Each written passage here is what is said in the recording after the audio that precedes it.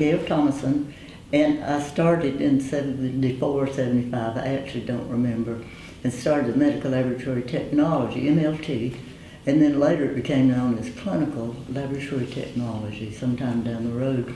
I stayed here for a while, and I've always been a roamer, more or less. But anyway, I think it was somewhere around 81, Hartsville Medical Center was looking for an infection control practitioner. And so I got that one, went up to Hartsville and started a couple of programs up there. Whereas my sister got a job here and stayed. I'm Freddie Thomason, and I started here in 76, I think it was. I taught a couple of part-time classes in English before then, but then I started full-time in 76 in the psychology and mental health, or now it's called Human Services program, and eventually ended up being the director of the program. And I don't know what year, sometime in the 80s, I guess, or early 90s. I thought it was before that. Because you were director before I left, I thought. Maggie Tadros was the director when I started, and Margaret Henderson taught psychology.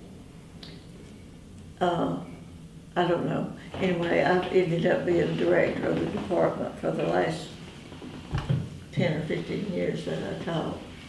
Yeah, I retired in 2000. When I first started, we had the mental health program, and we had a one-year certificate program too.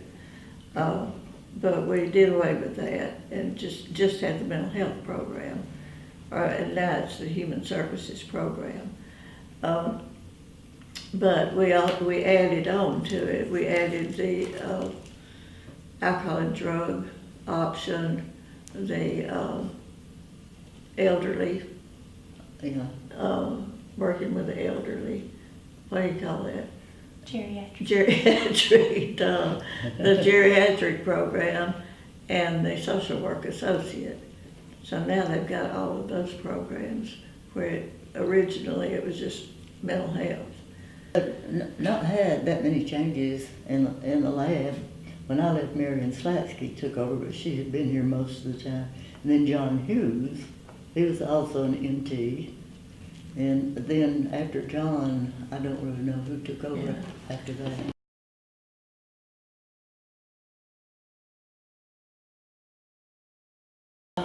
First of all, what do we have? That little building where else? Just the little buildings where Dr. Bailey's office was over here, and the health building and the cafeteria, and the shops were down here too. Auto mechanics and body shop. And it's just that little cluster right there in the middle. Those little flat top buildings they used to be. Yeah. I started out in the little health science building.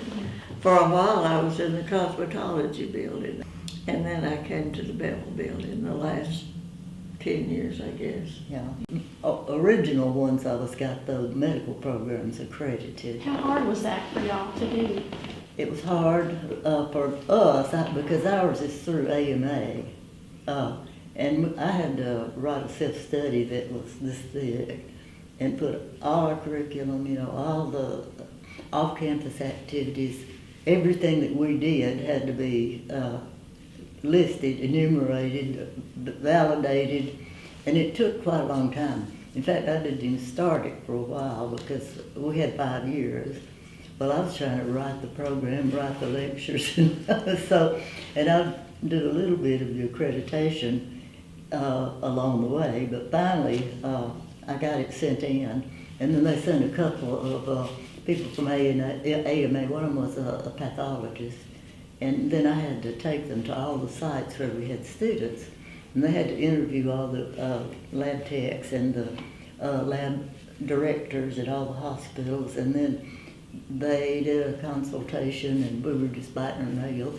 And then, but we got approved right away after we submitted that self-study.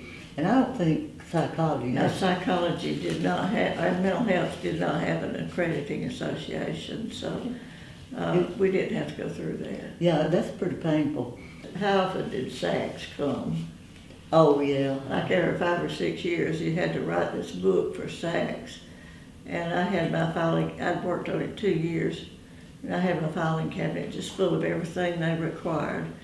And the lady came in and sat down and talked to me for about 15 minutes, and then she said, "Oh, well, that's good, I'm about to go now." And I said, "Don't you want to see all this stuff in my filing cabinet that I worked on for 2 years?" And she said, "Oh, that's all right." And I said, "No, it's not all right, you're gonna look at it." We were looking at one of these yearbooks, and April Moss, I don't know if you want us to name names, but she was one of my students, and she went on and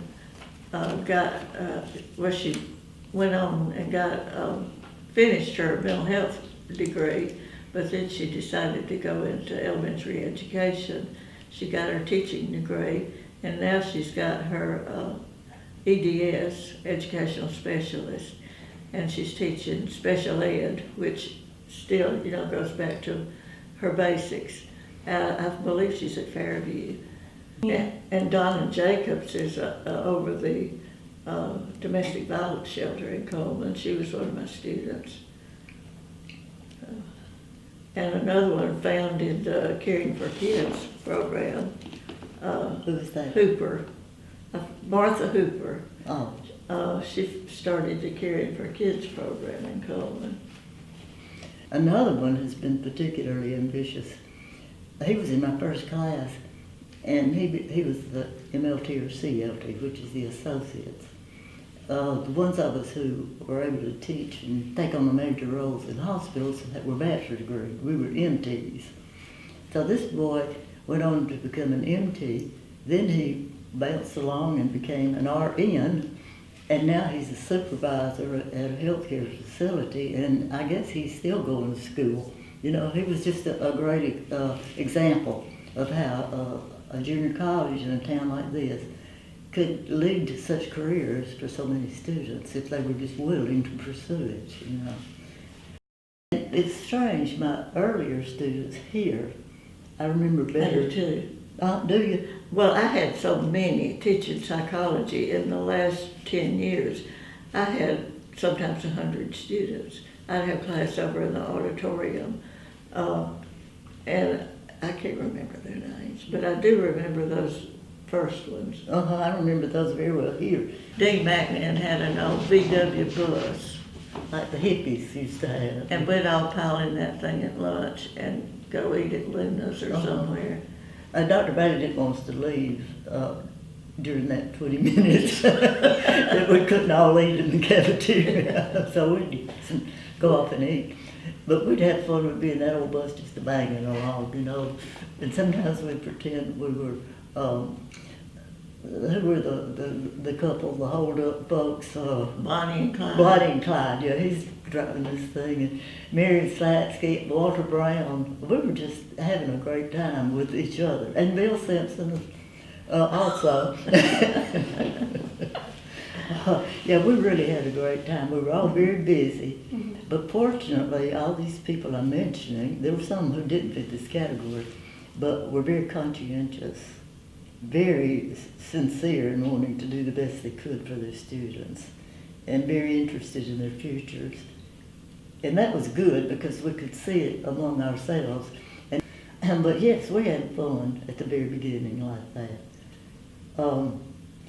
We all got to know each other, our families, some of us even. So it was those were good years.